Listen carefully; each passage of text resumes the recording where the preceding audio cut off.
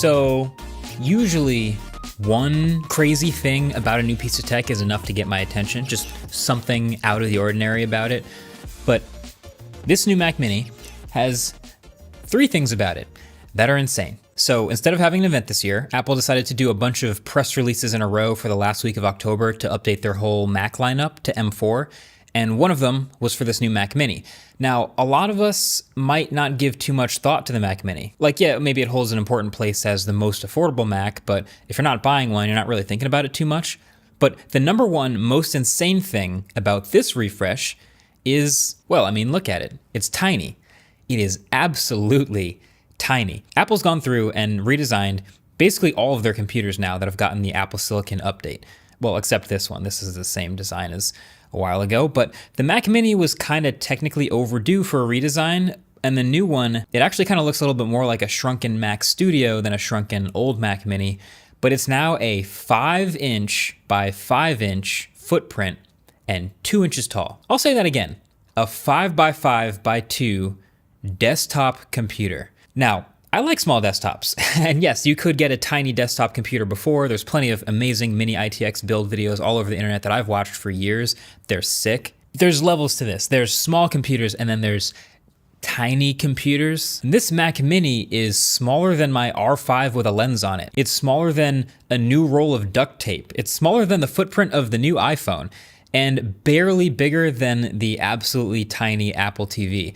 Apple seemingly had this obsession with making certain computers as small as possible, even before Apple Silicon came along, so this has just kind of unlocked another level for them to push it even further than ever before. Yeah, there are fans in here, but there are also ports on the back, gigabit Ethernet by default, full-size HDMI is still here, and then 3 Thunderbolt ports on the back. And then there's 2 USB-C 3 ports on the front, plus a headphone jack. So still no SD card reader, and there's obviously now no more USB-A. If you tried to build or buy another computer to match this thing, you will either end up building a computer that's just as small, but nowhere near as capable, or a computer that's just as capable, but nowhere near as small. It's just a hilariously, unnecessarily tiny computer.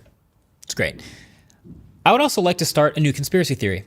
I would like to use this video to start a conspiracy theory. I think that there is someone whose job it is at Apple, someone whose sole purpose is to come up with one obnoxious thing to complain about for every new Apple product redesign. Like, this is the person that put the notch on the iPhone. This is the person that put the charge port at the bottom of the Magic Mouse. And this person's best work is right here on this new Mac Mini, putting the power button on the bottom of it. Like, why? There are so many better places to put a power button, like at the front or the side, or literally anywhere on the back like all the other small Mac desktops, or at the top. That would have been fine too. But no, they chose behind the back corner, which is just, I mean, I don't use that button very often. I don't really turn the Mac on and off with the button almost ever. I might sleep it and wake it back up, and maybe every couple weeks I'll have to remember that the button's back there. But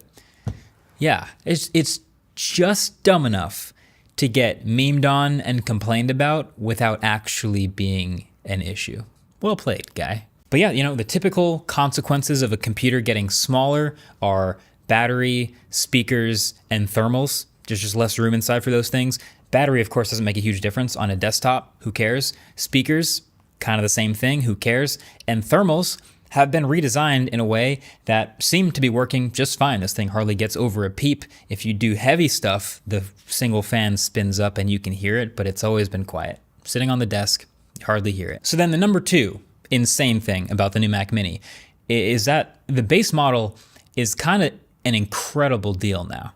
No, like, I don't think you understand. I think it's actually one of the best deals in tech. It's certainly the best out of any of Apple's new product offerings right now. And I mean, I kind of not used to saying it, but it is a really good deal. So this base M4 Mac Mini costs $599, right? So for that, you get the base computer with the M4 chip, which is quietly doubled to 16 gigs of unified memory instead of 8 from before. It's the 10-core CPU and the 10-core GPU. Now, we're 4 generations into Apple Silicon, and the gains are actually kind of starting to stack up versus M1. We already know it was a huge difference from the Intel chips, but I actually want to get a little bit more into that in the MacBook Pro review because I've been using an M1 Max MacBook Pro for 3 years since it came out, and the M4 Max is the first one that's actually tempted me to upgrade between generations of Apple Silicon. It's really interesting, so get subscribed and stay tuned for that video when it comes out. But the main thing you need to know is this base M4 chip is great. It's super solid and power efficient at everyday normal activities like web browsing and music streaming and multitasking like crazy, and it can handle what I think I would call medium grade activities very easily. Not heavy stuff like graphically intensive gaming or a heavy video editing, but pretty much anything short of that. This could be a coding and developing machine. This could be a photo editing machine. Pixelmator runs like a dream. And fun fact, Apple just bought Pixelmator, interestingly. But yeah, just having a ton of arc tabs open, stuff like that, like just running around multitasking, it runs like a dream. It's great. It's as good as you'd expect the world's fastest single core performer to do. So yeah, Mac Mini, for years, like I said, has been the most affordable Mac, the sort of entry point for anyone to get into Mac OS. But this year, with the doubling of the base memory, it just feels like a particularly good deal. Think of it this way. The M4 iMac that also just got refreshed is basically the exact same computer, but just in an upright desktop with a non-replaceable display.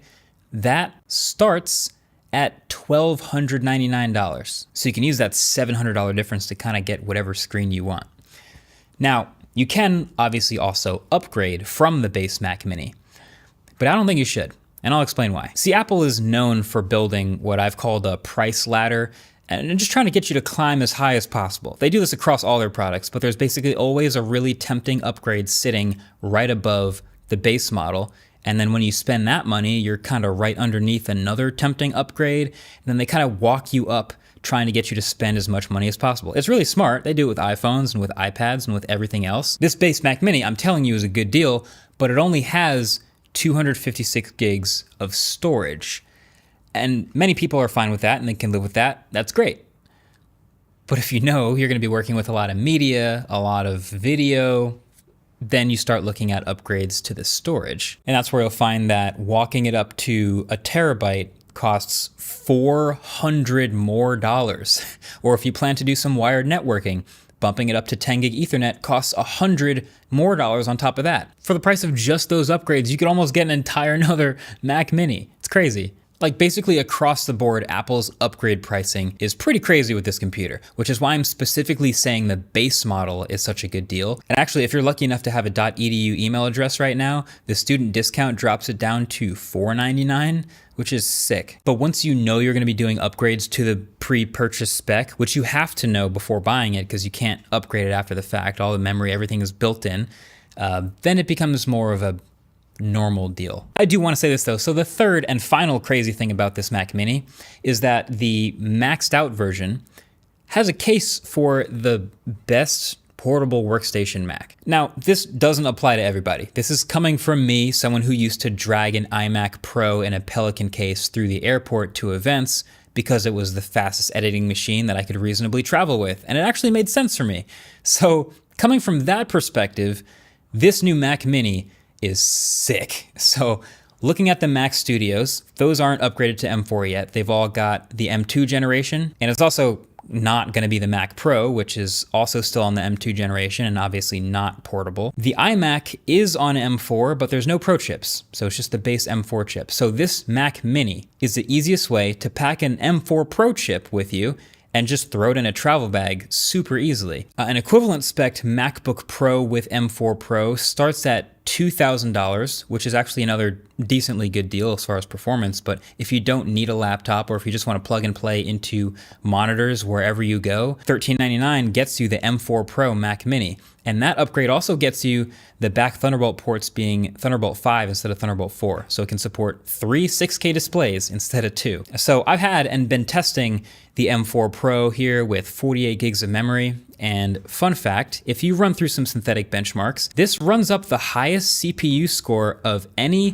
desktop Mac ever. That includes the Mac Pro and the Mac Studios and all of them. This is by far the most powerful single core we've ever seen, by a lot. And then multi-core just barely tops Geekbench's all-time Mac list. Though as we know, CPU doesn't really bump up all that much when you go from base to Pro to Max to Ultra. It's way more GPU stuff. And so when you look at GPU benchmarks, the most powerful Mac Mini here with the M4 Pro, it was putting up M1 Max numbers, which again shows how much these generations over time have been improving and stacking on top of each other. I've been editing videos on an M1 Max laptop for 3 years now on the MacBook Pro. So this Mac Mini feels like one of those impossibly small computers Apple's like always kind of wanted to make, even before Apple Silicon. Like you probably remember some of their earlier attempts, like the trash can Mac Pro. No doubt they wanted to do something crazy. They wanted to put a workstation class computer on the desk cooled by a single fan. We saw how that went with the Intel chip inside, or even some of those razor thin i9 MacBook Pros that started having overheating issues. But now that Apple Silicon has gotten